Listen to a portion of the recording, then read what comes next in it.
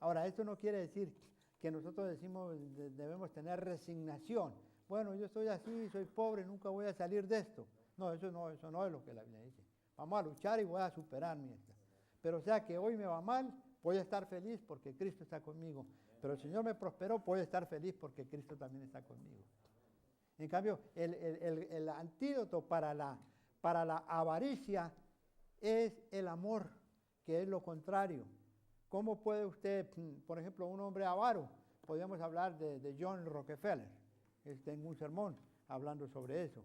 Y John Rockefeller, el fundador de la Standard Oil, de la compañía eso, un hombre que tenía tantos millones y millones de dinero. Y él estaba pendiente que no se gastara esto, que no se gastara lo otro, y su fortuna crecía y crecía, hasta el punto que se estaba enfermando. Y ya no podía comer sino galletitas y lechecita. Y entonces los médicos le dijeron, mira, John, usted va a tener solamente 6 meses de vida. Y llegó un amigo y le dijo un día a John, porque John Rockefeller era un hombre cristiano, un día le dijo, mira, John, ¿por qué todo ese dinero, si tú mueres, el gobierno se lo va a comer en impuestos? ¿Por qué tú no haces una fundación y empiezas a repartirlo? Total, te quedan 6 meses de vida y no te vas a llevar nada. Y entonces él le siguió el consejo a ese amigo y hizo la fundación Rockefeller. Y entonces formó su junta y empezó, bueno, a ver, ¿dónde hay una necesidad? ¿Qué necesitamos allá en Colombia? Está el paludismo matando millones. Bueno, vamos a dar tantos millones para matar ese mosquito que produce el paludismo. Una universidad necesita libros, este hospital necesita camas, esto otro. Y el hombre allí al frente de la junta directiva distribuía sus millones y le seguían viniendo más millones de todas las ganancias que había. Y el médico le había dicho que iba a vivir 6 meses. Él tenía 52 años, murió a la edad de 84 años. Es un tema hermoso para hablar de lo que es la didosidad. La hermana Juárez dice que cuando nosotros somos generosos, tenemos amor y todo, dice, es como si nos enchufáramos a una corriente que nos da salud física y espiritual, ¿no? Así que tenemos que ver ese aspecto. Así que ven ustedes cómo se usa eso, ¿no? Ahora, ¿cómo nace un sermón? Antes de empezar su sermón, el predicador debe mirar a aquel que conoce todas las necesidades del corazón humano y que tiene todos los recursos de la gracia. Debe empezar, continuar y terminar con oración. Usted va a empezar un sermón, que el Señor le guíe. Y si hace esto, Dios no lo va a defraudar. Y de alguna manera le vendrá luz y sabrá cómo empezar la preparación de un mensaje que supla las necesidades del alma. El Espíritu Santo debe iluminar la mente y dar la vida y el desarrollo a todo sermón. Ahora, no podemos tener un sistema rígido. Decir, bueno, un sermón se hace así, eso es como hacer cubitos de hielo. No, hay varias maneras. Pero vamos a hacer algunas sugerencias. En primer lugar, cultive un huerto de semillas para sermones. Si usted no tiene un archivador metálico, consígase una cajita de cartón, allí en el Office Depot las venden, y allí consígase esos folders, y usted le pone allí el título, sermones, lo que va a hacer, tenga otro para ilustraciones. Ahora, si usted tiene su computadora, pues lo puede escribir. Hoy tenemos la gran ventaja de la fotocopiadora. Usted encuentra una ilustración, encuentra un recorte en un periódico, usted puede sacar una fotocopia, lo guarda allí y después lo deja allí. Y ahí va a tener un semillero de sermones. Entonces, a usted alguna vez se le ocurre, entonces, bueno, a ver qué tengo aquí.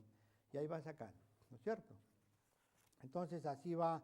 Y entonces, con esas ideas que vienen, vamos a formar un huerto homilético. Ahora, usted ya tiene un sermón específico.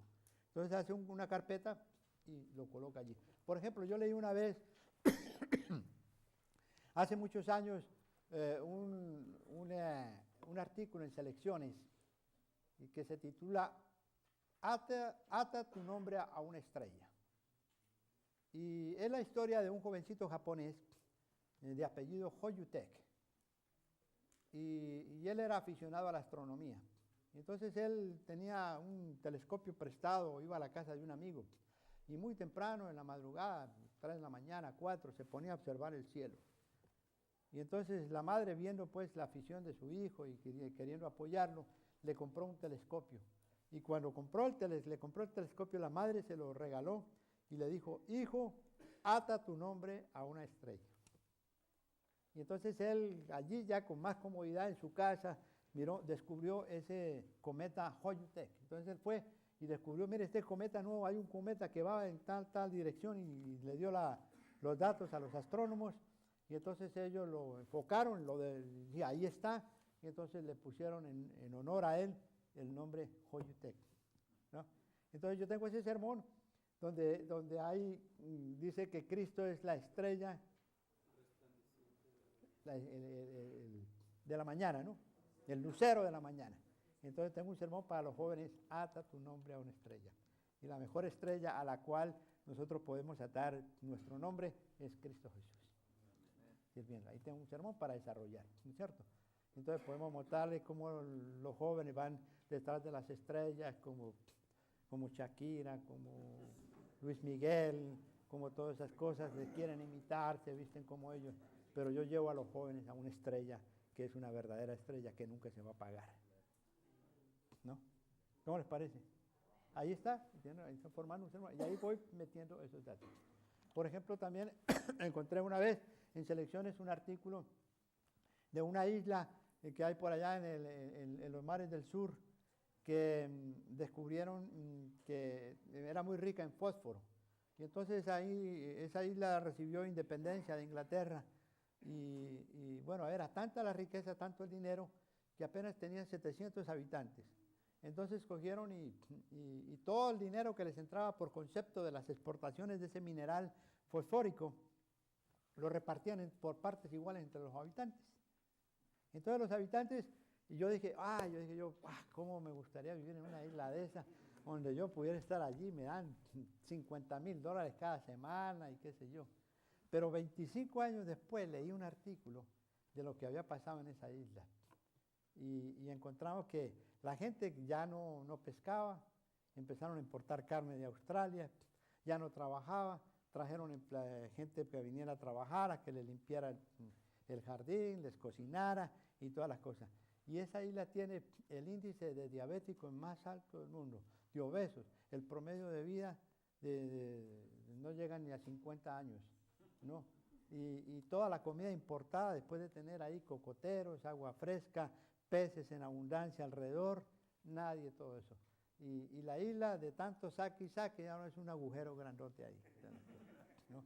Entonces ahí hay una ilustración muy buena para un sermón, ¿no es cierto? Así que entonces lo recorté, lo puse allí. Y así encontré también en Selecciones un artículo sobre la oración, y lo recorté y ahí lo utilicé para un sermón también. De manera que, y son temas actuales, y cuando usted cita que fue hecho en Selecciones, pues le dan más credibilidad a lo que usted está teniendo. Ahora, número 2, enuncie el propósito del sermón. Bueno, voy a predicar un sermón, por ejemplo, un hermano me habló de que estaba hablando sobre la avaricia, la codicia, no sé cuál sería el propósito, ¿no? Pero ponga propósitos, ¿qué pretende usted? ¿A dónde pretende usted llevar a la congregación con ese tema? Entonces, usted pone ese propósito, y entonces usted ya va a poder guiar su sermón a un punto de destino. Entonces, ahora, cuando usted va a preparar ese sermón y lo va a poner en el seminario, el material debe buscarse, en primer lugar, de la Biblia. Usted va a encontrar, ahora que tiene usted la concordancia por palabra, la concordancia temática, concordancia doctrinal, usted va a la Biblia y busca todo lo que la Biblia dice sobre eso. Y es una cosa increíble. Por ejemplo, cuando usted va a hablar sobre el uso de nuestro lenguaje, sobre la lengua, es interesante todo lo que la Biblia habla sobre las palabras que debemos decir y las palabras que no debemos decir. Entonces, obras auxiliares. Bueno, ¿qué dice la señora White acerca de este tema? Es muy importante. Yo siempre, como segundo recurso, vaya y busque. ¿Qué dice? Usted tiene el índice de la hermana White. Por ejemplo, a mí me gusta mucho el índice de la hermana White, me sirve mucho como diccionario. Y, por ejemplo, un día buscando, estaba en Venezuela, y allá celebran los carnavales, dura un mes el carnaval en Venezuela. Y eso, entonces yo quería predicarle a los jóvenes acerca del carnaval. Y fui a mirar a ver qué dice la señora White del carnaval. Y me llamó la atención. Fui al diccionario y busqué, carnaval dice, bueno, son fiestas donde la gente se disfraza. Y la señora White dice, los carnavales son fiestas inventadas por Satanás para llevar a los hombres a pecar. Entonces ya uno les habla con libertad y le dice, bueno, el que va a participar de eso no va a buscar justamente a Dios. Ahora, entonces usted tiene que buscar el texto. El texto. Piensa que va a ser un sermón temático, un sermón textual, un sermón biográfico, lo que sea, usted busca el texto. ¿Cuál va a ser el texto bíblico en el cual usted se va a apoyar? Y entonces luego empieza a buscar las ilustraciones. Usted debe tener una carpeta de ilustraciones.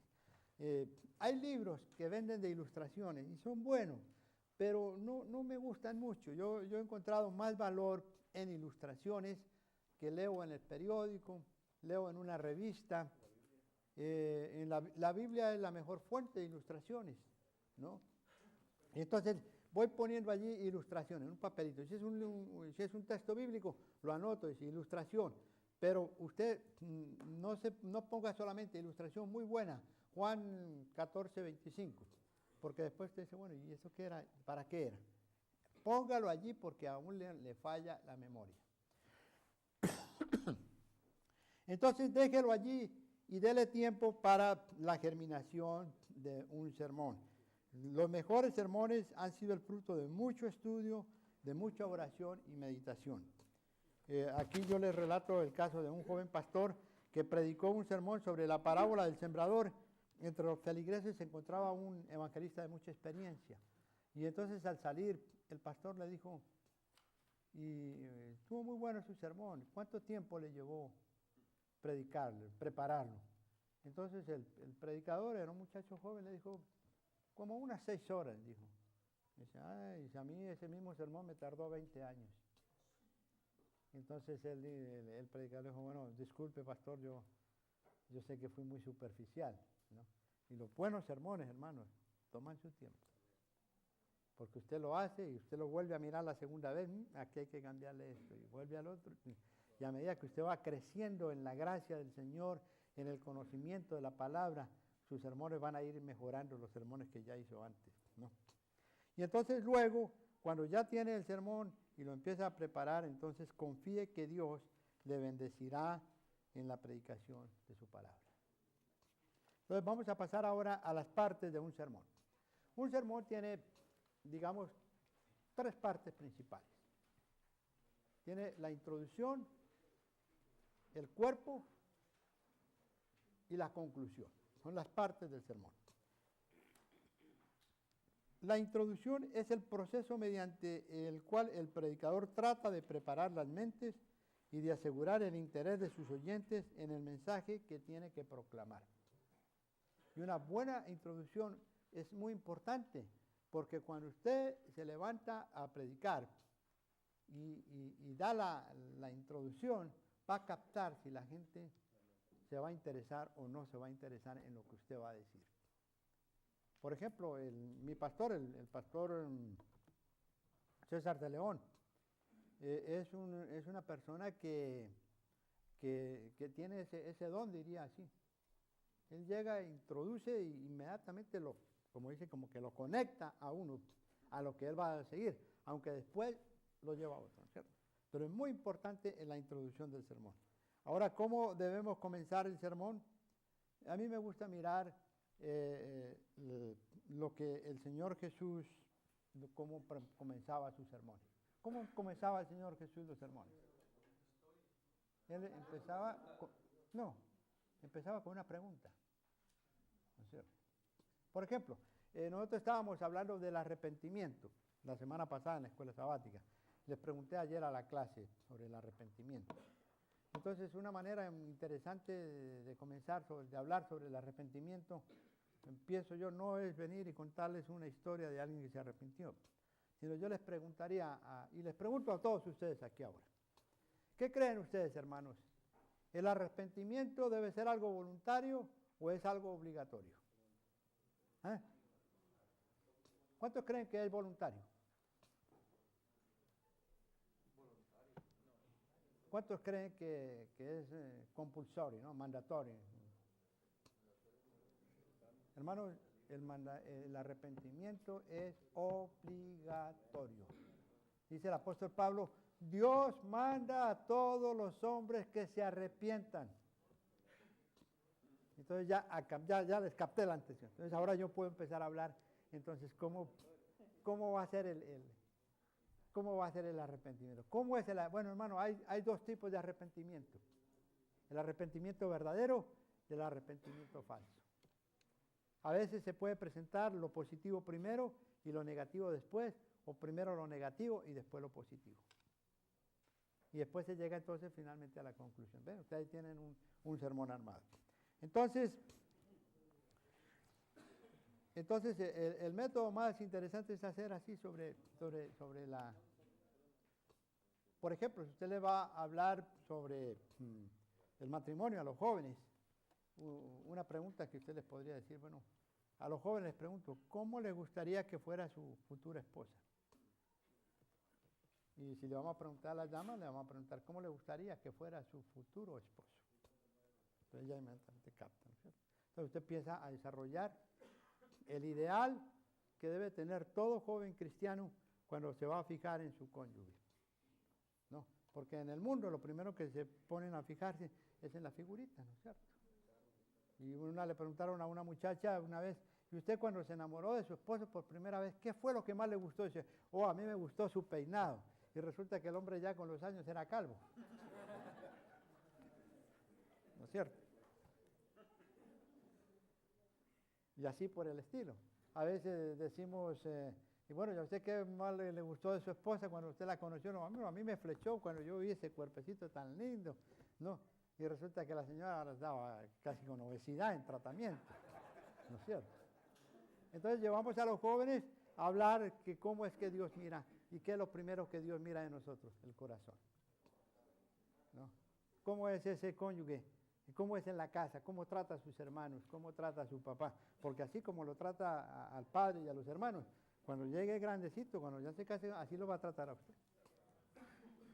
Escóndase allí detrás de una puerta y que ella no sepa o que él no sepa que está allí y deje que ella llegue y cuando empiece a ver cómo le contesta a su mamá, cómo le contesta a su papá, así le va a contestar a usted también, ¿no? Y entonces así nosotros podemos ser. Así que nuestro Señor Jesús nos enseña un modelo de pregunta. No siempre quiere ser así para no volvernos monótonos, pero ve usted cómo eso captaba la atención inmediatamente, ¿no es cierto? Entonces, ahora, unos principios básicos para una buena introducción. En primer lugar, debe ser generalmente breve. No debe de pasar de un par de minutos, es suficiente para captar la atención. Debe ser interesante. O sea que al decir interesante, que debe causar curiosidad. Dice, bueno, cuando él presenta eso, bueno, este sermón, ¿a dónde nos quiere llevar? ¿No es cierto? Número 3, debería conducir a la idea o al punto principal del mensaje. Por ejemplo, cuando le estamos preguntando cómo le gustaría que fuera su esposo, su novia, o su esposo, su esposa, estamos hablando de los jóvenes, entonces estamos llevando hacia el ideal, que es mostrarles que debiéramos fijarnos en nuestro futuro cónyuge de acuerdo a como Dios quiere que pensar. Y en la Biblia hay un montón de ejemplos de jóvenes y de señoritas, de mujeres, que fueron una forma ideal, ¿no es cierto? Entonces, ahora vamos a pasar, entonces recuerden, la introducción debe ser breve, debe ser interesante y debe llevar a la persona al sermón mismo. No lo debe de desconectar, porque a veces hay predicadores que empiezan con una ilustración hablando de esto y resultan después hablando de lo otro. Entonces uno se queda como chasqueado. Dice, yo pensé que usted iba a hablar de lo que usted dijo cuando comenzó el sermón y resulta que terminó hablando de otra cosa. Ahora, luego viene la segunda parte del sermón, que son el cuerpo del sermón y las divisiones. Ahí ustedes tienen más adelante hay una página donde se da un modelo. El cuerpo del sermón y las divisiones. Normalmente el sermón lo ideal es que haya 3, primera, segunda, tercera parte. A ver, vamos a poner aquí el...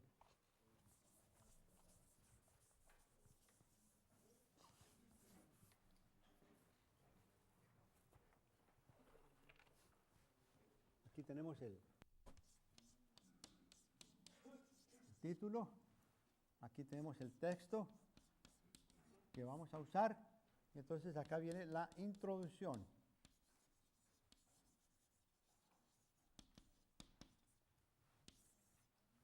Bien cortica. Entonces luego viene el cuerpo del sermón. Primera parte, segunda parte, tercera parte. Puede hacerle 4, puede hacerle quinto, hay algunos hasta 7, hasta 10, pero es muy largo. Lo ideal para un sermón son 3 partes. Ahí está, ¿en qué página está, hermano? Ok, miren ustedes a la página 84. Entonces ahí está. Ahora, estas partes pueden, digamos, si ustedes quieren para hacer un poquito más, le pueden poner A, entonces 1, después A, etcétera, ¿no? Pero por lo regular no traten de complicarse tanto, sino pongan primera parte, segunda parte, tercera parte. Y ahí entonces ustedes van a poder desarrollar el sermón. El cuerpo es la parte medular o principal del sermón, en el cual se amplía, se aplica lo que se anunció en la introducción. Las divisiones son las secciones principales del sermón ordenado. Entonces allí ustedes ponen las diferentes partes de lo que usted quiere desarrollar. Por ejemplo, las divisiones del sermón deben ser numeradas y con título. Y no hay una regla fija al número de divisiones. Pero, como les dije, lo ideal es que nosotros tengamos 3 partes o 5 a lo máximo, para que pueda basarse el qué, el por qué y para qué. Las divisiones pueden tener subdivisiones también. Aquí tenemos, por ejemplo, un lugar llamado Calvario. Primera parte, el lugar de la crucifixión. Entonces viene la parte A, donde Jesús fue crucificado por nosotros, y usted allí desarrolla qué era el monte Calvario y da un poquito de su geografía. Entonces, número B, teológicamente fue allí el lugar donde Jesús llevó la maldición del pecado de nosotros por nuestras culpas. Luego, segunda parte, fue el lugar de la separación. Tercero, fue el lugar de la exaltación. Ahora, la conclusión del sermón. Entonces, luego viene, después de la introducción, viene de la primera y segunda parte, entonces viene la conclusión.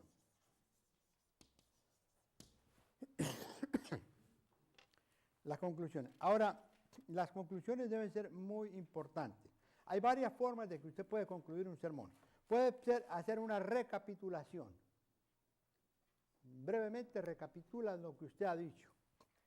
Puede presentar una ilustración, ¿no? Y entonces también puede ser una apelación directa o un llamamiento después de haber predicado el sermón. Y entonces todo sermón debe tener toda conclusión debe tener una motivación. Todo sermón debe tener una motivación. Porque no podemos dejar a la gente allí estancada. Hay que motivarla a obrar, a actuar. Ahora, es un error pensar que todo sermón tiene que terminar con un llamamiento emocional o patético, en el que el predicador se lanza en una excitación llamando a la gente. Yo he visto muchos predicadores que usan esos métodos.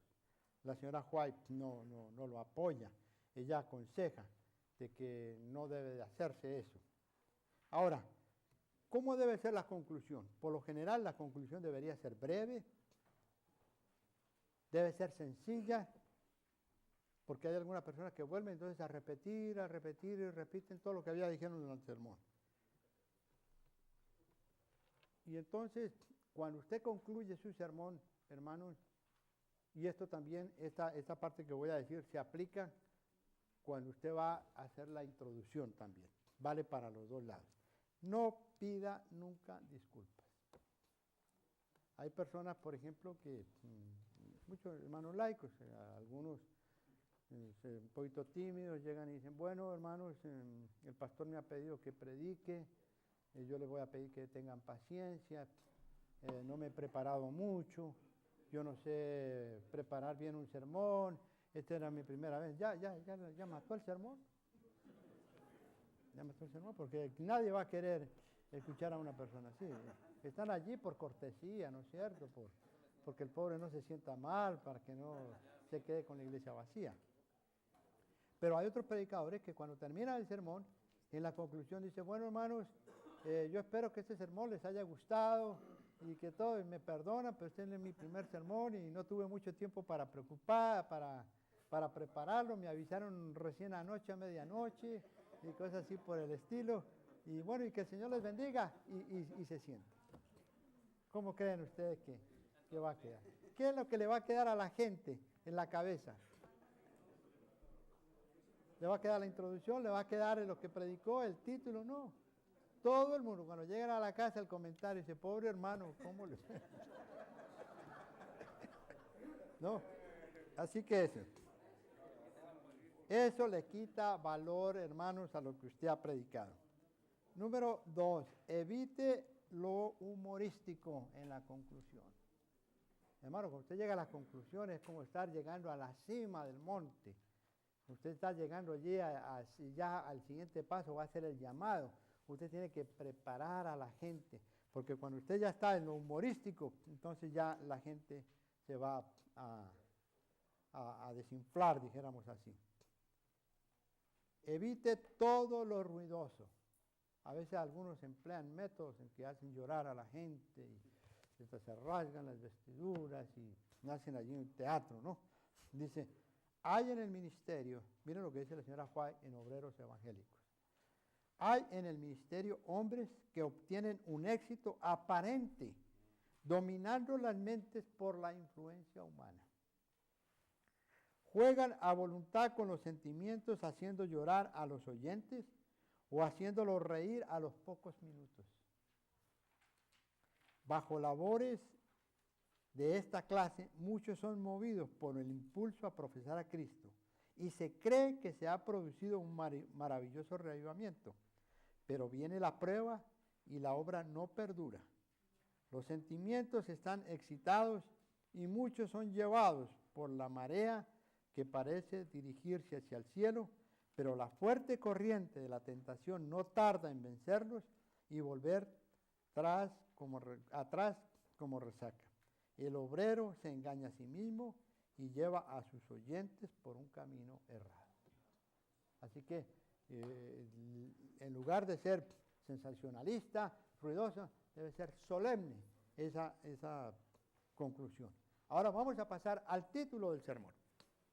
El título es una expresión de un aspecto específico que ha de ser presentado en el sermón, expresado de tal manera que sea apropiado para anunciar lo que se va a predicar.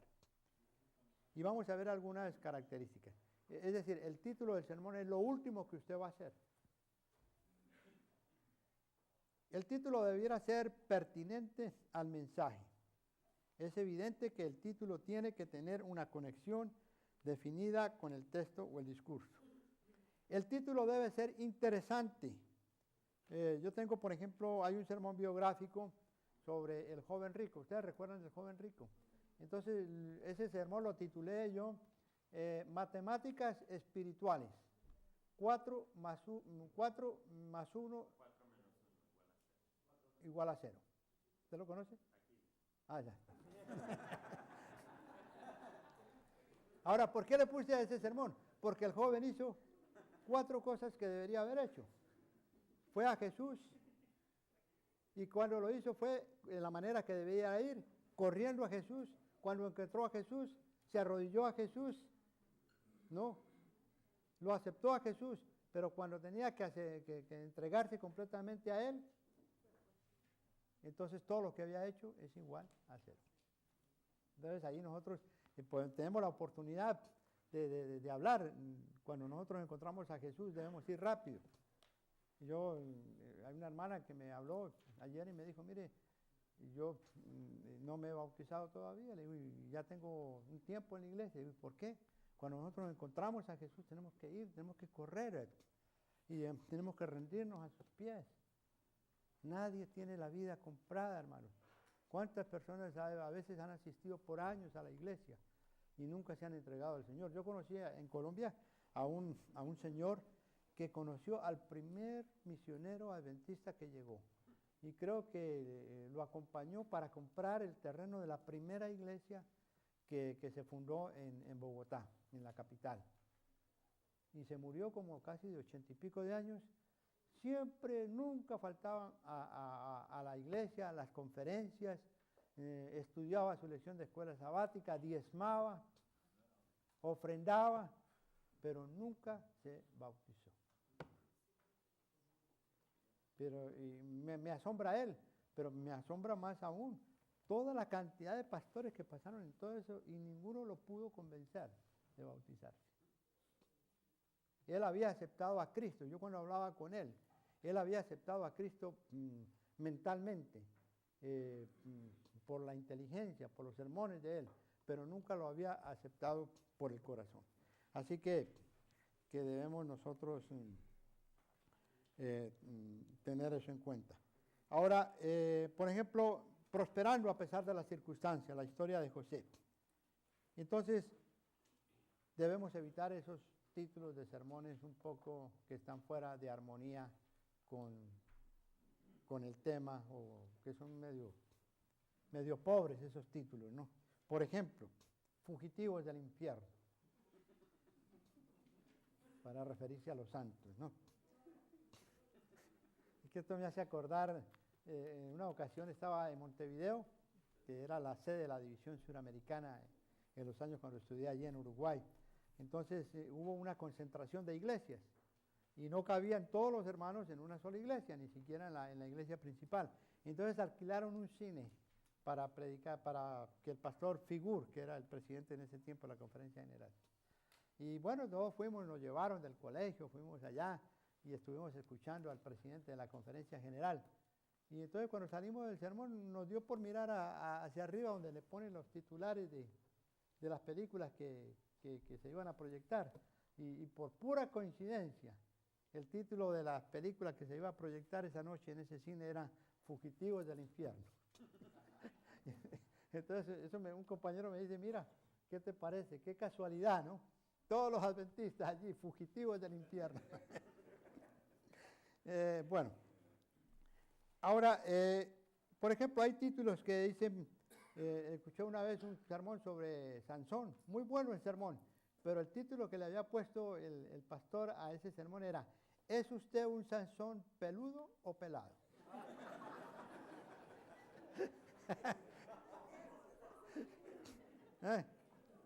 Así que ahora, los sermones, los títulos deben ser breves, hermanos. Por ejemplo, ¿qué hora es? ¿No? Hay un título ahí para un servicio misionero. Tu rey viene para comenzar una Semana Santa. El don inefable, basado sobre 2 de Corintios, cuando Pablo está allí escribiendo en Corintios y dice, gracias a Dios por su don inefable, ¿no es cierto? Entonces allí el don inefable, entonces poder hacer un sermón y explicar por qué nuestro Señor Jesucristo es el regalo más grande que ha podido recibir la humanidad. Y entonces vamos a tomar ahora el break de la... ¿Hay 10 minutos más, pastor? Bueno, entonces vamos a seguir para hablar un poquito de las ilustraciones. Nuestro Señor Jesucristo usaba ilustraciones. Hermanos, un sermón sin ilustraciones es como una casa sin ventanas. Oscuro, pesado, la gente se aburre. Nuestro Señor Jesucristo dice, usaba ilustraciones en la naturaleza, las aves, el aire, los lirios del campo, las semillas, el pastor y las ovejas. Eran los objetos con los cuales Cristo ilustraba la verdad. Ahora, etimológicamente, es decir, el origen de la palabra ilustración quiere decir arrojar luz sobre un asunto. Y las ilustraciones son muy importantes. Usted las puede usar en forma escrita, las puede usar en forma visual. Por ejemplo, hay un pastor que es un maestro en esto, es Pastor Espinosa. ¿Ustedes conocen al Pastor Espinosa? Pastor, ¿el Pastor Espinosa vive todavía?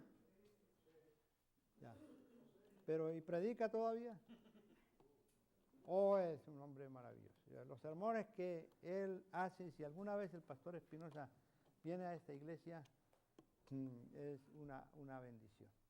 Yo lo recomendé a él para una semana de oración allá en el Colegio de Colombia y lo llevaron y fue a Colombia a la semana de oración y me dijo el pastor allá de la universidad, dijo, miren, nunca en todas las semanas de oración de la historia de la universidad hemos tenido un predicador como él.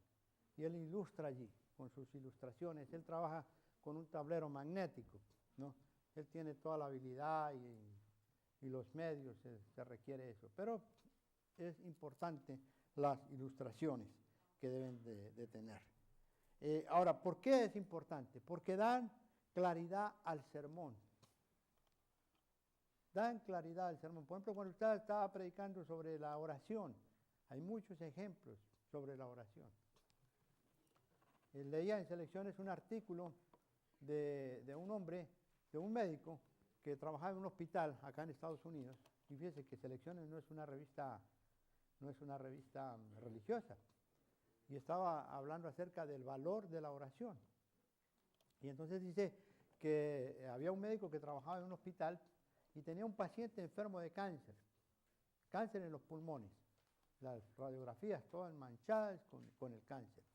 Y entonces venían los hermanos allí a visitarlo, cantaban, lloraban por él. Y entonces el médico cada vez que pasaba decía, bueno, ya pronto lo van a tener que cantar en su funeral. Y bueno, el médico fue trasladado a otro hospital y uno de los médicos lo llamó como un año después y le dijo, mira, yo quiero que tú vengas acá al hospital a ver a tu paciente. Digo, ¿cómo? Pero si no se ha muerto todavía. Digo, no, quiero que vengas. Y entonces el médico fue allá y el médico que lo llamó le mostró las radiografías de ese hombre, completamente limpias de cáncer. Y era el resultado de la oración de los hermanos de la iglesia, ¿no? Entonces, el Señor ahí tiene, tenemos una linda ilustración de que Dios contesta las oraciones y que las oraciones pueden hacer maravillas, cambios de cosas, ¿no es cierto? También, por ejemplo, yo tengo una ilustración acerca que Dios contesta nuestras oraciones y entonces yo uso la maquinita esa de teléfono y les digo que Dios no tiene una máquina allá en el cielo que cuando nosotros llamamos nos contesta, dice gracias por llamar al cielo, pero en este momento no podemos contestarle. Tan pronto como podamos, le llamaremos. Gracias a Dios que no tenemos. Entonces les digo, cuando usted tenga una emergencia, les doy el número del teléfono celestial. Jeremías 33:33. Clama a mí y yo te responderé. ¿No es cierto? Entonces ahí tenemos una ilustración para las oraciones de que Dios clama. ¿No es cierto? Entonces Dios contesta nuestras oraciones. Les hago ver también que Dios contesta nuestras oraciones inmediatamente. A veces demoran un poquito y a veces el Señor las contesta también, pero de una forma diferente a como nosotros le pedimos. 33:3. ¿Cómo, hermano? Jeremías 33:3. Exactamente. Usted está hablando del número. Jeremías 33. Usted mencionó 33. Es Jeremías 33:3, ¿no? Ya. Ese es el número del teléfono de emergencia, así póngalo ahí, encima del 911, póngalo ahí. Ahora, las ilustraciones le dan claridad al sermón, le dan interés al sermón y le dan vivacidad al sermón. Y en número 4, le dan énfasis a esa verdad. Encontramos también que las ilustraciones graban en la mente del oyente la verdad. Y yo una vez hice una ilustración a los jóvenes para allá en Colombia, hace como 30 años, y él me dice, profesor, siempre que me acuerdo de usted cómo nos enseñó a utilizar el tiempo. Y nunca me olvidé, yo tomé una botella y le dije, bueno, este es el tiempo que nosotros tenemos, ¿cómo lo vamos a llenar? Y entonces lo llené de pelotas de tenis. Y entonces después lo llené de unas pelotitas más pequeñas. Y le dije, todavía hay espacios de tiempo que nosotros debemos usar. Y entonces lo llené con granos de arroz. Y después había espacios entre los granos de arroz, lo llené con azúcar. Y luego entonces dice, bueno, ya, ¿ustedes creen que no hay más tiempo para nada? Y entonces tomé una botella de agua y la llené con agua. Entonces todo se llenó. Se le quedó en la mente y me dijo, mire, cada vez que me acuerdo de usted, me acuerdo de esa ilustración que nos dio de cómo debemos utilizar el tiempo. Y así debía ser. Graban en la mente del oyente la verdad que nosotros estamos predicando. Por eso nuestras ilustraciones tienen que ser finas. No cualquier tontería, cualquier pavada por ahí, ¿no? Sino que tiene que ser algo delicado, que quede allí, que va a perdurar, porque eso a veces la gente no se acuerda del sermón, pero sí se va a acordar de las ilustraciones que usted dijo en el sermón.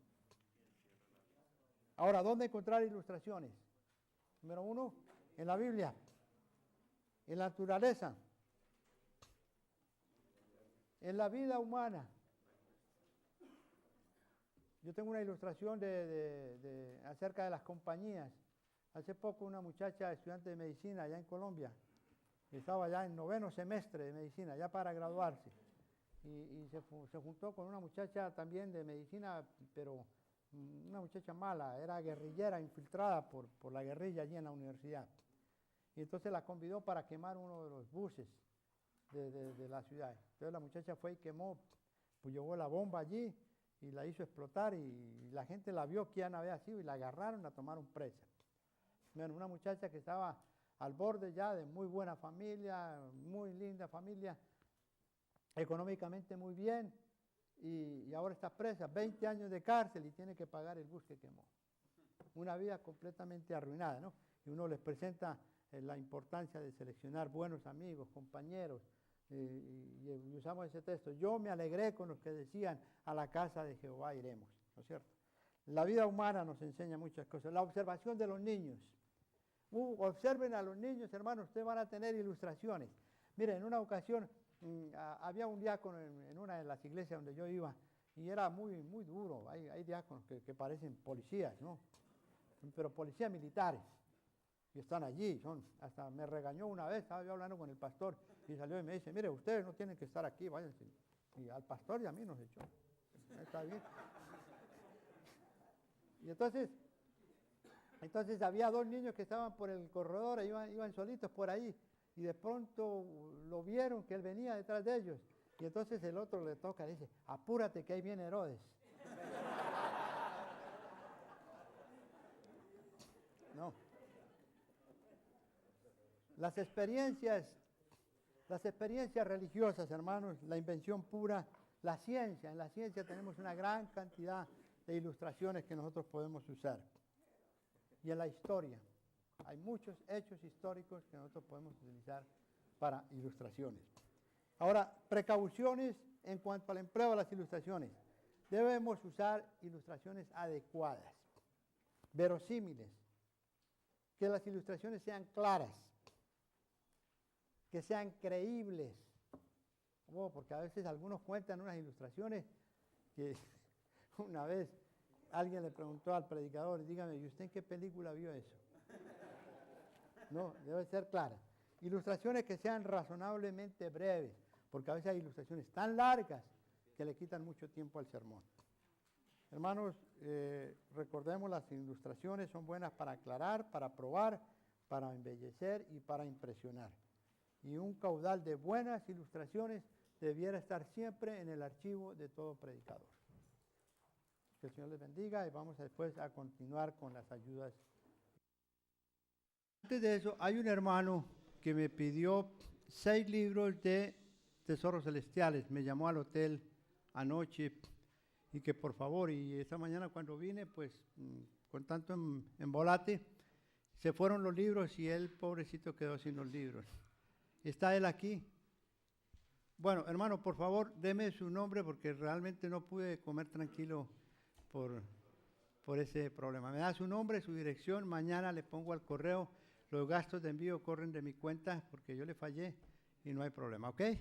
Así que no se preocupe. Entonces, vamos a continuar hablando acerca de las ayudas audiovisuales. ¿Por qué usar cuadros? Porque ellos ayudan a adornar, la doctrina de Dios. Y un cuadro es de más valor que 1000 palabras. Ahora, ¿cuál es el propósito de las ayudas visuales? En primer lugar, centran la atención, dan claridad a la enseñanza, hacen impresiones vívidas y permanentes en la mente, despiertan y mantienen el interés y aceleran el aprendizaje.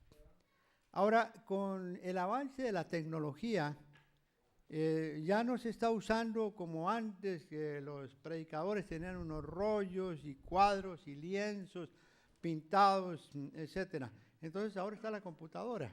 Y varios hermanos me han preguntado acerca del asunto de la computadora. Parece que como que tiene dos filos este asunto del PowerPoint, porque, bueno, la parte positiva es que cuando usted lee allí, va grabando la mención, prácticamente es algo que le queda grabado.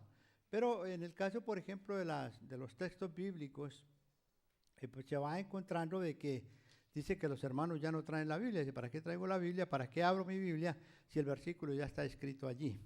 Entonces, esa es la parte, digamos, la parte negativa. Entonces, estamos llevando también y eso está pasando también con el canto, que para mí es un poquito más preocupante, no tanto en la predicación, porque usted siempre tiene la Biblia y si no la abre en la iglesia, por lo menos usted la lee en su casa. Pero yo digo, ¿cómo hacen para cantar en la casa si no tienen himnario? Porque ya prácticamente no se cantan los himnos del himnario, se están cantando muchos coritos, etcétera, y se ha perdido un poco eso. Sin embargo, yo noto que en esta iglesia de Silmar, es una iglesia que muy, muy adventista. Ayer estuve en la sociedad de jóvenes, se cantaron himnos del himnario, en la iglesia, en el sermón, en la escuela sabática, y todo eso está bien. Pero recuerde que el consejo del Señor es no solamente cantar en la iglesia, sino dice, cántese en el hogar. Y si no tienen himnario, entonces, ¿cómo hacen para cantar? ¿No es cierto? Y eso es muy importante. Y la música tiene un factor decisivo, hermano, en levantar a nuestros hijos en los caminos del Señor. Hay cosas que nuestros hijos olvidarán, pero nunca olvidarán los himnos que se cantaban en el hogar. Ahora, nosotros tenemos la computadora, y si usted puede usar la computadora para, especialmente con ilustraciones, va a ser mucho mejor. Yo preferí no usarla en esta vez, porque tengo una computadora nueva, no la sé usar, la PC. Yo estoy acostumbrado a la Macintosh, que es mucho más fácil. Entonces, pero sí ayer la usé con los jóvenes y fue muy positivo. De manera que tengamos esto cuidado. Ahora, no nos preocupemos un poquito tanto en la lectura cuando abren en la iglesia acá, porque de todas maneras usted hace el año bíblico, usted estudia la lección de la escuela sabática, usted tiene su lectura personal de la Biblia. Y eso espero que eso no le afecte. Ahora algunos leen la Biblia en la computadora. Llegan y la ponen allí y es de gran ayuda. Pero lo importante es que lea la Biblia. Ya en la computadora, sea que la lea, eso entra en la mente y eso no se olvida. Lo que sí me preocupa es los cantos, porque los cantos no están en la computadora. Así que usemos eso. Ahora, utilicemos las ayudas visuales, todos los carteles, mapas, todo eso se puede incorporar en una computadora. Y si usted puede hacerlo y hace una inversión de esa computadora para servir al Señor, yo estoy seguro que el Señor le va a recompensar. Yo me compré la computadora única y exclusivamente solamente para usarla para el servicio del Señor. Y creo que va a ser muy positivo. Y sobre todo porque es impactante, usted va leyendo y la gente, especialmente para la gente que viene por primera vez, que no tiene la Biblia, que no la sabe manejar, ellos leen esos textos allí y eso les va quedando en la mente y les va a servir. Así que con esto contestamos, la computadora nos ha solucionado un montón de problemas. Yo tenía, por ejemplo, un tablero de imán para ilustrar, o cada vez que quería hacer ilustraciones. Mi iglesia es sumamente grande, no, tenía un montón de problemas con eso. La computadora me solucionó esos problemas, ¿no? Y entonces ahora todo lo que yo tenía antes de la computadora, que era en el overhead projector, Tenía muchos materiales y pasé horas y horas metiendo. Todo eso lo voy a poner en la computadora y entonces lo voy a poder. Y no solo eso, sino que tengo la ventaja de poder compartirlo con otros, mandárselo, regalarlo para que ellos lo utilicen. Y esa es una de las cosas que debemos hacer. Ahora vamos a ver el arreglo del sermón. Ustedes ya tienen un semillero y ya saben cómo, entonces ahora cómo vamos a arreglar el sermón. Una vez que el predicador haya escogido el propósito y tenga abundancia de material, entonces viene la tarea de arreglar el sermón. Recuerden, lo primero que todo, antes que nada, es la introducción. ¿Cómo va a ser esa introducción? Entonces, una vez que usted tiene la introducción lista, entonces viene el orden del sermón. Y entonces, una vez que usted tenga este arreglo, va a ser muy importante. Entonces, usted va poniendo allí, a ver si miramos uno de los ejemplos que tenemos acá en el libro.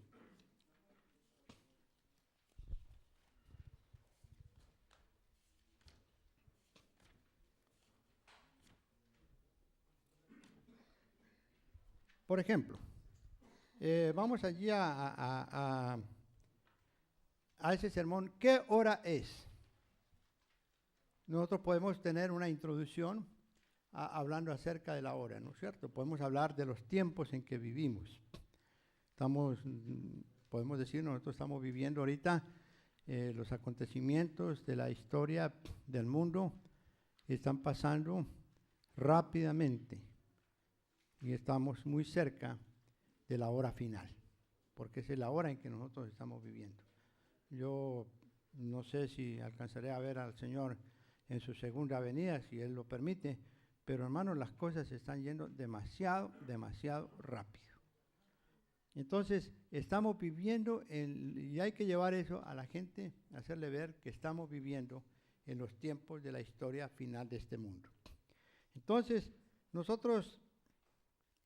cuando miramos es hora, y entonces ¿qué hora es? Entonces el apóstol Pablo dice, es hora de despertarnos del sueño. ¿No es cierto? Número 1. ¿Qué hora es? Es hora de despertarnos del sueño. Y entonces podemos hablar de los dormilones en la Biblia. En la Biblia hay varios dormilones, ¿no es cierto? Uno de ellos era Sansón. Y Sansón cada vez que se dormía venía a Dalila y le cortaba el pelo o hacía todas sus tretas y le decía, Sansón, los filisteos sobre ti, y él se despertaba sobresaltado. Hay muchos que estamos como Sansón allí, durmiendo, siendo arropados por el pecado, y entonces es hora de que nosotros despertemos de ese sueño, porque el pecado es como, no solamente es una muerte, sino es un sueño. Entonces, es hora también de vestirnos. Cuando usted se despierta, ¿qué hace? De vestirse, ¿no es cierto? Y entonces debemos vestirnos ¿de qué? De las vestiduras del Evangelio. Vamos a ponernos el yelmo de justicia, la coraza de la fe, vamos a ponernos los pies, los zapatos del Evangelio. Es hora de vestirnos. Y es hora también entonces al despertarnos del sueño, es hora de prepararnos para la venida de nuestro Señor Jesucristo. Entonces, ahí viene la conclusión. Le hacemos ver a los hermanos, es hora de despertarnos del sueño, es hora de vestirnos, es hora de prepararnos para la venida del Señor Jesús, y entonces es hora también de esperar al Señor Jesús. Entonces le preguntamos a la gente, ¿en qué hora está usted viviendo? Otro sermón, por ejemplo, como les dije, matemáticas espirituales, 4 más 1 es igual a 0. Un hermano me dijo, mire, debiera ser 4 menos 1 igual a 0. Bueno, pongámosle cualquiera de los dos, ¿no? Entonces, ¿por qué tomamos aquí un sermón de tipo biográfico? Viene el joven rico y se entera que Jesús pasa por allí. Y entonces, ¿qué hizo? ¿Qué fue lo primero que hizo el joven rico? ¿Ah? Dice que fue a Jesús. Ese fue lo primero que hizo. ¿Y de qué manera fue a Jesús? Número 2. Fue corriendo ante Jesús. Y número 3, ¿qué hizo? Se arrodilló delante del Señor Jesús. ¿Y después qué más hizo? ¿Ah? Lo reconoció como maestro, ¿no? Y le pidió que lo aceptara como su discípulo. Y Jesús lo aceptó porque él le dijo, ve y vende todo lo que tienes. Y entonces, pero el joven rico, ¿qué dice? En lugar de ir y vender todo lo que tenía, dice, se fue triste porque tenía mucha riqueza. Entonces, como resultado, igual a cero. Ahí tenemos un sermón. Entonces, nosotros tenemos ahí la conclusión de que muchos han ido a Cristo, han ido corriendo, se han arrodillado, pero en el momento en que el Señor los ha llamado a que les entregue su corazón, no lo han entregado. Entonces viene el llamado y lo invitamos a la gente a que se entregue a Cristo. Así que tenemos un bosquejo que está hecho ahí también. Por ejemplo, vamos a ver, digamos, otro sermón que podríamos tener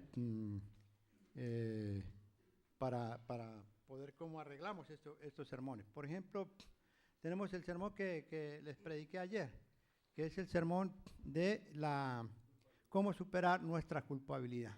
Entonces comenzamos hablando de los sentimientos de culpabilidad, ¿no es cierto? Todos hemos tenido sentimientos de culpabilidad alguna vez por alguna razón u otra, etc. Pero hay sentimientos de culpabilidad mucho más graves, que son los sentimientos que tenemos cuando hemos pecado delante de Dios, cuando conocemos el Evangelio, entonces vemos la enormidad de nuestra falta. Entonces, ahora, ¿qué pasa con esos sentimientos de culpabilidad? El Señor nos da una solución a esos sentimientos, y es de que traigamos esa culpabilidad a sus pies. ¿Y qué pasa cuando la persona no se deshace de esos sentimientos de culpabilidad? Entonces, dice, eso primeramente lo va a afectar mentalmente. La persona no puede dormir. ¿Cuántos de ustedes alguna vez se despiertan y dicen, ay, no llevé al carro o al mecánico, tenía que pagar el ticket y no fui, no me presenté a la corte, mañana va a venir la policía a buscarme? No, son sentimientos de culpabilidad, ¿no es cierto? Entonces no nos deja, mentalmente estamos intranquilos. ¿Cuántas veces cometemos errores en el trabajo por una preocupación que tenemos? Entonces luego ese sentimiento de culpabilidad nos va a afectar también espiritualmente. ¿Por qué? Porque siempre el pecado es una barrera entre Dios y nosotros. Nuestras oraciones no pueden ser oídas. Y oramos y tenemos esa duda, el Señor me habrá oído, y tenemos esa culpabilidad allí que no hemos confesado al Señor. Y entonces esa culpabilidad nos va a golpear físicamente. Usted va a empezar a sentirse enfermo, usted va a sentir problemas digestivos, problemas cardíacos, problemas urinarios, etcétera, y va a ir acabando con su vida. Esa es una realidad. Esas son enfermedades psicosomáticas. Hay personas que están enfermas en la mente, pero sus problemas son digestivos, hepáticos, renales, etcétera. Pero cuando van al médico, le toman radiografía, no, todo el problema está en la mente. Por eso es necesario una terapia mental. Y la terapia mental muchas veces tiene que ver con la culpabilidad, cosas que están ocultas allí y que creen que nadie las había tomado. Entonces tomamos un ejemplo bíblico. El caso de quién fue. ¿Ustedes recuerdan el sermón de David? ¿Y qué de David? ¿Qué pensó? Dijo, bueno, voy a mandar que pongan a Urías. Bueno, toda la historia, ¿no es cierto? Él vio a una mujer allá hermosa que estaba tomando el baño, y entonces la codició, la mandó llamar, tuvo una relación con ella que no debería haber tenido porque era mujer casada. Él sabía que era la esposa de uno de sus generales, y entonces cuando la muchacha viene y le dice, mire, majestad, yo estoy embarazada. Entonces, ¿qué dijo David?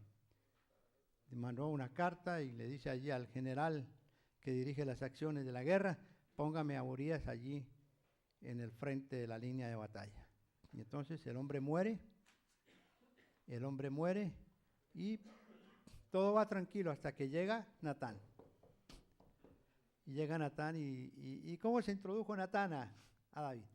Le dijo, mira, tú eres un pecador, asesino. No. Le contó una historia, ¿no es cierto? Le contó una historia, le dijo, mira, había un hombre que tenía una ovejita, pero este hombre tenía muchas ovejas, pero no contento con eso, le robó la ovejita al otro. Y el rey, que era un hombre justo, se indignó y dijo, ese hombre debe morir. Y entonces el profeta le dijo, ese hombre eres tú. Y entonces cuando viene esa aflicción, y él les tenía callados, pero cuenta David, lo que no cuenta es otro relato de la Biblia, pero en los Salmos lo cuenta, es que David sabía que había pecado contra Dios. ¿Y cómo decía David que se sentía cuando había pecado? Dice que mientras él cayó, dice, todo su verdor se convirtió en sequedad de estío, ¿no? ¿Cuántas personas hay así, que a veces se trastornan la vida y que cuando vienen, ahí tienen problemas a veces? Yo he tenido compañeros a veces, una vez recuerdo tenía un compañero que vino y me contó que tenía un problema. Yo le dije, mira, la solución no es callar. Él había robado un dinero ahí en la empresa donde él había estado trabajando. Le dije, adelántate la cosa porque te van a descubrir y el hombre va a poner la caja a la policía y te va a mandar a la cárcel. Así que vaya y arregle las cosas con él. Y vaya donde el jefe y diga, mire, vengo a decirle que yo le robé, pero quiero ser honesto, quiero devolverle el dinero y yo quiero que usted me perdone. Y dijo, ¿y tú crees que va a resultar? Le digo, sí va a resultar, va a ver que el hombre lo va a aceptar. Y si no te anima, yo voy contigo y lo animo. Digo, no, déjame, yo voy. Y entonces él fue y habló con el jefe y le llevó el dinero que le había hurtado y todas las cosas. Y entonces parece que todo quedó en cero, ¿no? El hombre dijo, está bien, váyase. Y sabe que el americano lo que le interesa es tener la plata en mano, ¿no? Y entonces él volvió. Y cuando volvió donde mí, vino derecho y me dio un abrazo. Y dice, cuánto te agradezco por haberme dado ese consejo. Mira, anoche dormí como un santo. Hacía semanas que no podía dormir. Soñaba que estaba en la cárcel, mejor dicho, y todas las cosas. Y bueno, así se sentía David. Y entonces cuando el Señor le manda y le dice, mira, aquí tú escoge cuál es el castigo. Entonces él era un hombre sabio y dijo, yo prefiero que Dios me castigue porque tiene misericordia, mientras que si voy a la guerra el hombre no perdona. Y entonces él lo perdonó. Y entonces viene ese salmo donde él dice que cuando él confesó su pecado, dice, qué felicidad, qué alegría a quien Jehová le imputa pecado, no le imputa el pecado, ¿no es cierto? Entonces nosotros damos un mensaje. Entonces luego le mostramos, le hacemos ver a la gente. Y entonces mucha gente va a poder arreglar sus problemas. Entonces luego viene el llamado, y de eso vamos a hablar un poquito más adelante.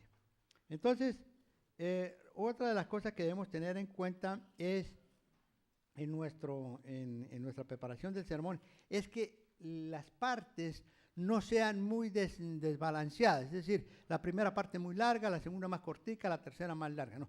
Traten de que todas las partes sean más o menos parejas.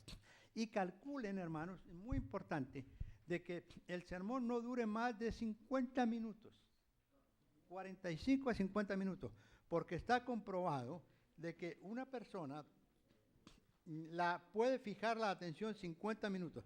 Después de 50 minutos la atención se va. Por eso es que en las universidades las clases son de 50 minutos a nivel de college. En las academias, en las escuelas primarias, las clases son de 30 a 45 minutos, porque después de ese tiempo ya no pueden fijar. Los niños más pequeños, el tiempo que dura son 3 minutos. Por eso en la escuela sabática le tienen jueguitos, la mesita de arena, y que se paren y que caminen y todo, porque no pueden fijar. Pero en las personas adultas son 50 minutos. No se confíen ustedes.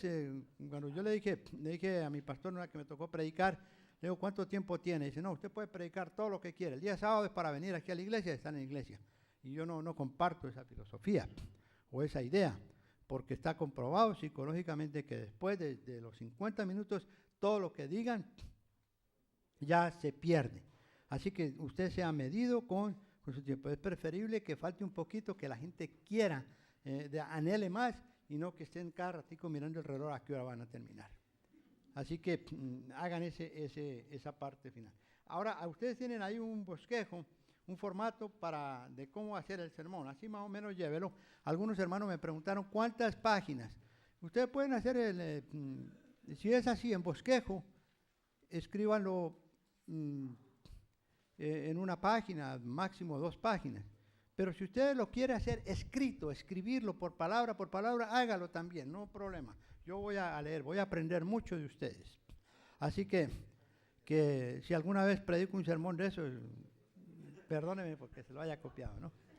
Pero hay sermones muy buenos que los laicos escriben. Ahora, llegamos a la parte importante, hermanos. Es bueno tener una buena conclusión, una buena introducción, un buen desarrollo del cuerpo del sermón y una magnífica conclusión. Pero, hermanos, lo importante, la cumbre, digamos, el postre, el broche de oro del sermón es precisamente el llamado.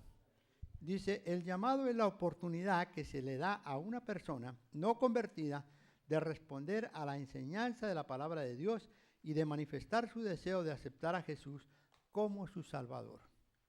Y si usted no hace un llamado, la gente viene a la iglesia y se va así como se fue, o como vino, se vuelve y se va así. Y es la oportunidad que nosotros tenemos que dejar salir.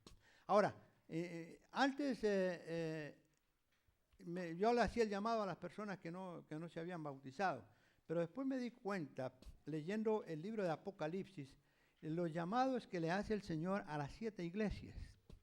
Y en las 7 iglesias, usted encuentra que siempre hay una alabanza. ¿Qué más hay? Hay una amonestación y hay una exhortación. Entonces, yo cambié mi técnica.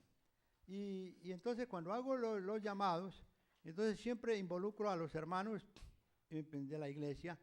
Vamos a ver, por ejemplo, estoy hablando sobre el diezmo o sobre las ofrendas. Entonces yo digo, bueno, hermanos, aquí hay una gran cantidad de hermanos que por años han sido fieles diezmadores, generosos ofrendantes. Y yo los animo a que sigan siendo fieles, que el Señor les va a recompensar. Pero hay otros hermanos que a veces dan su diezmo, a veces lo retienen. Yo los animo a que se pongan al día con el Señor. En el cielo se lleva una cuenta de todo lo que nosotros entramos y de lo que nosotros damos, ¿no es cierto? Entonces estamos tocando a los dos áreas de la iglesia. Pero hay algunos aquí que tal vez nunca han entregado su corazón al Señor. Y yo les pido que no pongan nada en el platillo, que no den todavía sus diezmos ni sus ofrendas, que primero entreguen su corazón a Dios. Porque si usted no ha entregado su corazón a Dios, su dinero y su ofrenda no vale nada. Ahora, les hago una profecía. Cuando termine el sermón, el tesorero lo va a estar esperando para regañarlo. El tesorero me dijo, hermano, pero ¿cómo se le ocurre a usted ir a decir eso? Y le dije, mira, hermano, ahorita es tarde, pero venga, tenemos una junta a las 4, venga a las 3. Y yo le voy a mostrar a varias personas que entregaron su corazón a Dios. ¿Y qué pasa cuando una persona entrega su corazón a Dios? Que después lo va a dar todo. ¿No? Y a veces yo pienso que la ofrenda debería recogerse al final, después del llamado. Y decirle a la gente, si usted no ha entregado su corazón a Dios, usted no ponga nada en el platillo. Dios está más interesado en su corazón. Y yo le aseguro que cuando la persona entrega su corazón a Dios, hay ejemplos en la Biblia. ¿Ustedes recuerdan de Bernabé? ¿Qué dice la Biblia de Bernabé? Que él conoció al Señor, era un judío que tenía una propiedad en la isla de Chipre y él entregó su corazón al Señor. Y cuando hubo una necesidad, ¿cuánto dio Bernabé? Dice, vendió la propiedad y lo dio todo para la iglesia. ¿Y cómo lo recompensó el Señor? Dice, lo llamó a ser el primer misionero asociado con el apóstol Pablo. Porque él veía. Y lo interesante de Bernabé es que él, allí la Biblia lo llama un hombre bueno. Y cuando la Biblia llama a un hombre bueno, hermano, ¿usted recuerda que el Señor Jesús, una vez el joven rico le dijo, maestro bueno, y le dijo, ¿por qué me llamas bueno? Si no hay bueno, ¿sino quién? Sino Dios. Yo le he dicho siempre a mi hija, le digo, si alguna vez me muero y me pone allí sobre la tumba, Eduardo Gómez, un hombre bueno. Ese es lo que más me gustaría porque eso lo dice todo. Entonces, esa es la forma del llamado. ¿Ven ustedes el llamado? Hay una congratulation, una felicitación a los hermanos allí que son fieles y los anima a ser fieles. Usted les está haciendo un llamado a seguir siendo fieles, Aquellos que no están siendo fieles, los está llamando a que vuelvan al Señor y se pongan al día con el Señor.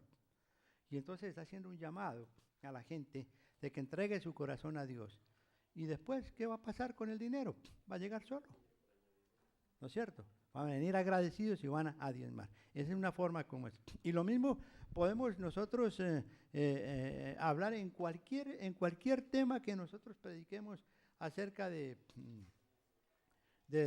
Evangelio. Hacer esos llamados triples. Siempre hay hermanos que son fieles. Si usted está hablando sobre la salud, aquí hay hermanos que toda su vida han tenido una vida saludable, han respetado las leyes de la salud. Yo los animo a seguir, ¿no? Y van a ver, y son un ejemplo viviente de lo que es tener salud. Hay otros que a veces quebrantan la salud, etc. Y hay otros también que necesitan primero tener salud espiritual. Yo los invito a que vengan a Jesús, y cuando ustedes tengan a Jesús van a tener salud física. Siempre, no se olviden, esos 3 llamados son importantes, porque hay que animar a los hermanos que están siendo fieles. Entonces, el llamado, hermanos, ahora hay que hacer una diferencia entre aceptar a Cristo y rendirse a Cristo. Nosotros hacemos el llamado de aceptar a Cristo a aquellos que no se han entregado al Señor. No. Y rendirse a Cristo es lo que nosotros llamamos la consagración. Invito a los hermanos a consagrarse al Señor, que es rendirse a Cristo del todo para su servicio. Ahora, ¿por qué hacer un llamado? Hermanos, porque el llamado es la línea que separa la vida eterna de la muerte eterna. Alguien me preguntaba si cada sábado tenía que hacer un llamado. Sí, hermano, cada sábado tenemos que hacer un llamado, porque usted no sabe si alguno de sus oyentes va a ser la última vez que usted lo va a ver en la iglesia. Les conté, creo que fue anoche, del pastor Chay, ¿no es cierto? ¿Qué iba a saber el pastor que estaba predicando que ese era el último sermón que el pastor Chay había escuchado? Iba a escuchar, o que la señora Chay iba a escuchar. Yo hay hermanos en la iglesia una vez, tenía una hermana en la escuela sabática, y yo veía que la salud de la hermana iba cayendo, y la última vez que la vi me dio una impresión, y le dije a mi esposa, esa hermana yo creo que se va a morir, de esta semana no pasa. Y me llamaron el lunes y me dijeron, mire, hay un servicio, la hermana, ella era miembro de su clase de escuela sabática, ella falleció.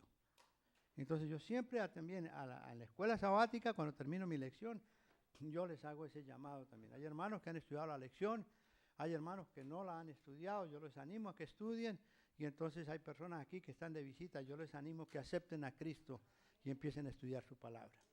Así que nosotros no esperemos que el llamado debe hacerse solamente por allá cada año. Cada sábado que usted predique, no deje salir a nadie de la iglesia sin consagrarse, sin reconsagrarse a Dios, porque no sabemos si es la última vez que los vamos a ver. Ahora, ¿cómo debe ser el llamado? El llamado debe ser breve, no más de 1 o 2 minutos. Hay a veces llamados que duran hasta 15 minutos, qué cosa tan larga. El llamado debe ser voluntario, hermanos. Porque a veces nos llaman y empieza el hombre a apretar, y entonces cuando el predicador ve que la gente no le responde, entonces empieza a prender parece que el horno del infierno, ¿no? Y ahí a probar ya por aquí y por allá. El llamado debe ser voluntario, hermano. No manipular al oyente. Dice, no le diga, mire, me gustaría que tú recibieras a Cristo. No es que me gustaría, tú debieras recibir a Cristo. Esta es la oportunidad que tú tienes. Elige hoy, porque mañana puede ser demasiado tarde. No. Entonces, el llamado debe ser personal.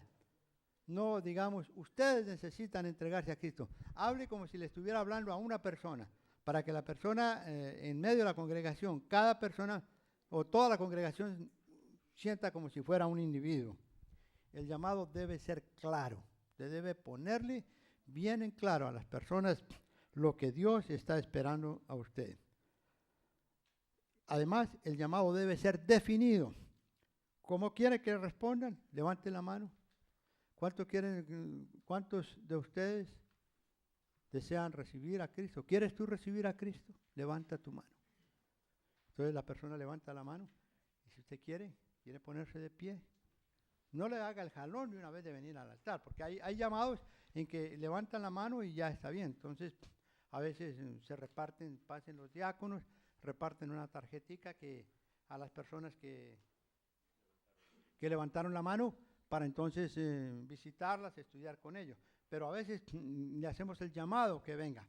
Cuando haga el llamado, no lo llame directamente aquí al altar, sino hágale el llamado, primero que acepte, que levante la mano, que se ponga de pie y diga, bueno, yo quiero orar con ustedes, con todos los que quieren aceptar a Cristo como su Salvador. Yo los invito aquí a venir a la plataforma para que tengamos una oración, para una oración de consagración al Señor. Y no tengamos temor de hacer ese llamado.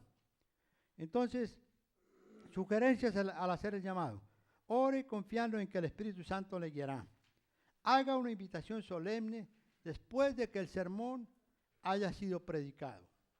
Recuerde que el llamado forma parte del sermón. Hábleles en un tono bajo y reverente. Y recuerde que no hay que confundir aceptar a Cristo con rendirse a Cristo.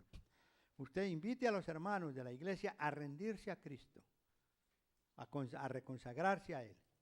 Y invite a los que no son adventistas a aceptar a Cristo como su Salvador. Y entonces explíqueles a ellos en términos, en un lenguaje del oyente. Y no se ponga a usar a veces palabras muy teológicas, porque ellos no van a entender. Dígale, ¿quiere usted tener vida eterna? Ellos no van a entender. Si quiere usted tener vida eterna es aceptar a nuestro Señor Jesucristo, porque Él es el que nos da la vida. No haga preguntas superficiales como, ¿cuántos de ustedes les gustaría ir al cielo? ¿Cuántos de ustedes quieren ser buenas personas? ¿A cuántos les gustaría que no tuvieran más deseos de fumar? Así no se puede llegar a ninguna parte. El llamado debe ser directo. Si usted está hablando sobre el cigarrillo, debe serle claro y decirle, usted debe dejar de fumar porque usted está quitándose la vida y la Biblia dice que los suicidas no entrarán en el reino de los cielos. Yo quiero ayudarle a usted a parar ese vicio. Quiero ayudarle a dejar ese alcohol. Quiero ayudarle a que deje la droga. Y en esa forma, entonces, la persona, venga aquí, yo voy a orar por usted, la iglesia va a estar orando por usted. ¿Cuántos de ustedes quieren? Y la gente va a venir, porque ellos necesitan una ayuda. Entonces, hermanos, recuerden, hay que presentar la necesidad a la gente, hay que darle la solución, y en tercer lugar, la respuesta del oyente debe ser recibir a Cristo.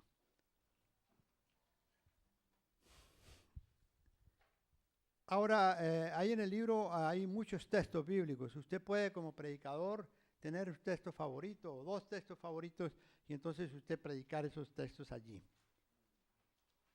Ahora, vamos a ver aquí ya para terminar casi esto. Dice, la importancia de ganar almas, hermanos. Nuestros sermones, si no ganan almas, hermanos, son sermones pobres. Dice, la conversión de las almas a Dios es la obra más grande y más noble en que los seres humanos puedan participar. Todas las empresas del mundo son de poca o ninguna importancia con la tarea de ganancia de las almas. Las cosas terrenales no duran y aunque cuestan mucho, pero un alma brillará en el reino de los cielos por las edades eternas. ¿Y qué dice Santiago? ¿Usted recuerda lo que dice Santiago? El que gana un alma cubrirá multitud de pecados. Yo creo que habrá muchos que el Señor dirá, este hombre pecó mucho, pero tú ganaste muchas almas, borrón y cuenta nueva. Qué hermoso, ¿no es cierto? Así que no perdamos la oportunidad. Hermanos, hay muchos que están en el valle de la decisión. Hay gente que está en el valle de la decisión y nosotros tenemos que empujarlos, hay que animarlos, no los dejen. A veces nos contentamos. Mire, yo una vez fui a una asociación en cierto lugar del mundo y mientras el presidente me atendía, me puse a conversar con la secretaria y le pregunté, dije, hermana, dígame, ¿usted es adventista desde cuánto tiempo? Hace como 5 años. ¿Y su familia toda es adventista? Dice, no, yo soy la única adventista. Pero hermano Gómez, ¿sabe una cosa? Ellos dan el diezmo. estaba presentando como una gran cosa. Y yo le digo, hermana, pero ¿de qué vale que den el diezmo si no han aceptado a Cristo como su Salvador? ¿Acaso le dirán, Dios, mira, yo pagaba el diezmo, yo daba ofrendas? Hermanos, eso no debe. A veces algunos se sienten satisfechos porque dan y vienen sábado tras sábado y traen las ofrendas y los visitamos. No, hay que llevarlos a bautizarse. Ayer encontré una señora y me dijo, yo soy colombiana. Y le dije, ¿y usted cómo es adventista? Dijo, no, vine aquí porque una amiga me invita y me trae. Y le digo, ¿y qué espera, señora? Ya ha encontrado el Evangelio, Cristo viene pronto, nuestra vida es pasajera. ¿Por qué usted no se entrega al Señor Jesús? Hable con el pastor, dígale, pastor, yo quiero bautizarme la próxima vez. Es una cosa terrible. A veces uno se llena de angustia de ver de personas que vinieron a la iglesia y nunca se convirtieron a Cristo y estuvieron años y años viniendo. Nosotros no tenemos que empujar a esta gente a la salvación. Ahí dice el Señor, ve y fuérzalos a entrar. Y esa es una de las cosas que nosotros tenemos que hacer. Póngase usted a pensar, mire desde el balcón, mire desde su carro y pregúntese, ¿esa persona ya aceptó a Cristo como su Salvador? Una de las cosas que estaba hablando un pastor que nos habló de la conferencia general, que están diciendo es de inventar un método que sea más sencillo para que la gente pueda bautizarse, entregarse al Señor más rápidamente, porque a veces son demasiado largos los cursos, los estudios. Pero yo creo, hermano, que el método ya está. A la gente hay que preguntarle y decirle, ¿usted ya aceptó a Cristo como su Salvador? Yo creo que ese es el estudio bíblico más importante. Y ya cuando la persona acepta a Cristo, va a aceptar la verdad del sábado, va a aceptar el diezmo, los principios de salud, todas esas cosas. Y nosotros tenemos que tener eso de muy importante. Ahora, usted ya tiene el sermón, lo preparó, lo arregló, y ahora viene la presentación del sermón. Entonces, hermanos, nosotros, dice la señora White, ministros hermanos, al presentaros ante los oyentes, hablad de las cosas esenciales, de las cosas que instruyes, enseñad las verdades prácticas que deben embargar la vida, enseñad el poder salvador de Jesús, en el cual tenemos redención, esforzaos por hacer comprender a la gente el poder de la verdad. Así que cuando usted ya ha preparado su sermón, ahora preséntese, no empiece pidiendo disculpas, pidiendo excusas, porque ahí usted ya está entonces muerto. Entonces, al presentar el sermón debemos tener claridad, debemos tener respeto. Hermano, esto de tener respeto hay que tener mucho cuidado, respeto con la congregación. Yo me quedé frío,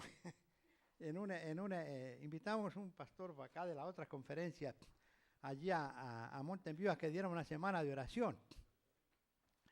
Y entonces en la iglesia de Mountain View hay una gran cantidad de hermanos peruanos. Y ustedes saben, el peruano tiene una gran, en su componencia social como nación, tiene una gran cantidad de indígenas. Usted puede ver prácticamente cuando es un peruano, ¿no? Y son bien sus rasgos indios. Ahora, no tengo nada en contra. Para mí no hay indio, ni blanco, ni caucásico, ni tantas cosas. Son inventos humanos. Todos son seres humanos. Pero entonces tenemos que tener cuidado con este asunto cuando estaba hablando. Entonces él estaba hablando de una muchacha que muy bonita, muy joven, que se había enamorado de un hombre ya mayor que él. Entonces empezó él a describir cómo era ese hombre de la cual esa muchacha se había enamorado. Dice, era un hombre bajito, viudo, viejo y con cara de indio. Ay, miren, yo quería que me tragara la tierra, ¿no?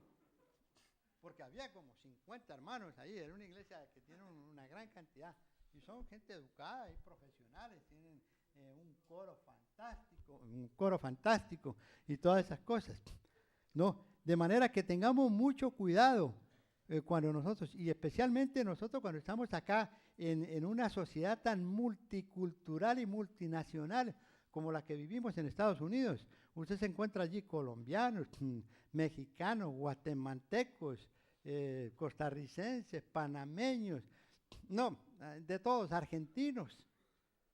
Y no usemos palabras para menospreciar a una u otra raza.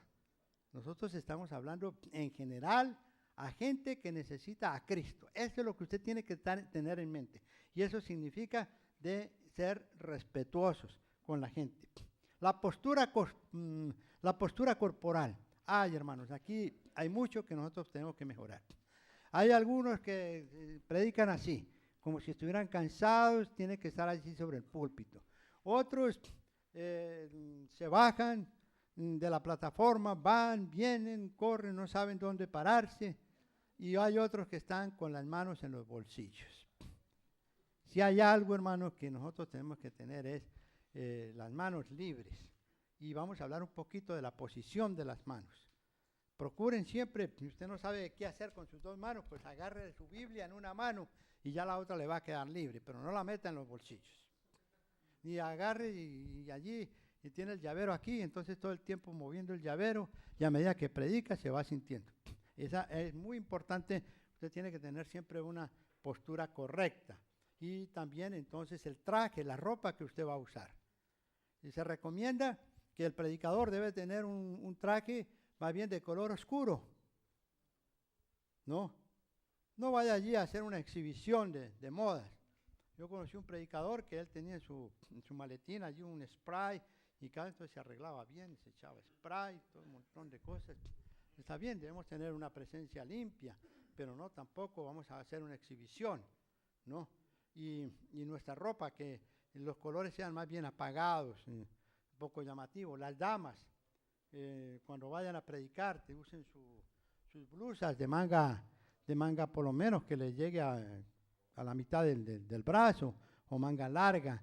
La falda también, no vayan a pasar con minifalda allí. Toda hay una serie de recomendaciones que tenemos que tener, porque recuerden que cuando usted está allí presentándose, usted está presentando la palabra de Dios. Usted no ha ido a hacer un show allí. Y esa apariencia personal, dice el apóstol Pablo, nosotros somos hechos espectáculo al mundo. El pastor Japas, él nos decía a nosotros, usted mire bien la corbata. Algunos llevan, decía el pastor Japas, algunos llevan el menú en la corbata, o sea, salpicada de huevo, de chocolate, de sopa, lo que sea. Usted tiene que ser muy cuidadoso en la ropa que se presenta. Y algunos se ríen, pero esta es la verdad, ¿no es cierto? Tienen que tener cuidado. Ahora, hay posiciones, las posiciones incorrectas que nosotros debemos tener, evitar allí en el púlpito.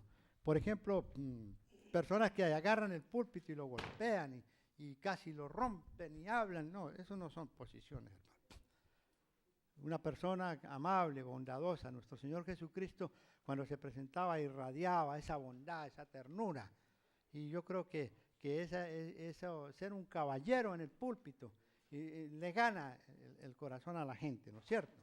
Así que esas posiciones deben ser muy prácticas. Entonces, ahora, ¿qué tipo de predicadores hay? Hay varios tipos de predicador. Uno es el mascullador. Hay personas que hablan y están como si estuvieran mascando chicle todo el tiempo. No vaya a ocurrírsele nunca estar allí mascando chicle mientras está predicando.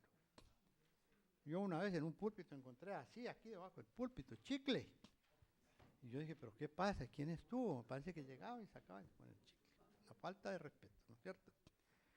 Evitemos ser gritones. A veces hay que elevar la voz y la voz tiene que ser modulada, subir, bajar. Hay una tonalidad para no caer en la monotonía. Debemos evitar ser el canturreador, que consiste en una especie de canturreo. Debemos evitar ser monótonos. También tragapalabras. A veces no pronunciamos las palabras completamente, todas completas, y nos tragamos algunas palabras. A veces, por ejemplo, cuando usted va con la gente de las Antillas, con la gente de las Antillas, allí por ejemplo Puerto Rico, la República Dominicana, ellos ya por su manera de hablar, ellos convierten la R en L, ¿no? Y yo creo que ese fenómeno no lo vemos nosotros aquí entre la gente de Centroamérica, ni entre la gente de México, pero es algo típico de los puertorriqueños especialmente y los dominicanos. Así que nosotros si oímos algún predicador así, no nos pongamos a corregirlos. Y cuando ustedes estén predicando, no se pongan a decirle a la gente, no se dice amor, sino se dice amor. Eso oí una vez, estando por allá, un predicador que dice, yo no sé por qué ustedes dicen amor cuando la palabra correcta es amor, ¿no? Y entonces ellos se sienten afectados, se sienten lastimados. Así que debemos tener cuidado con eso. Y así, entonces, hermanos, otra de las cosas es el predicador divagador.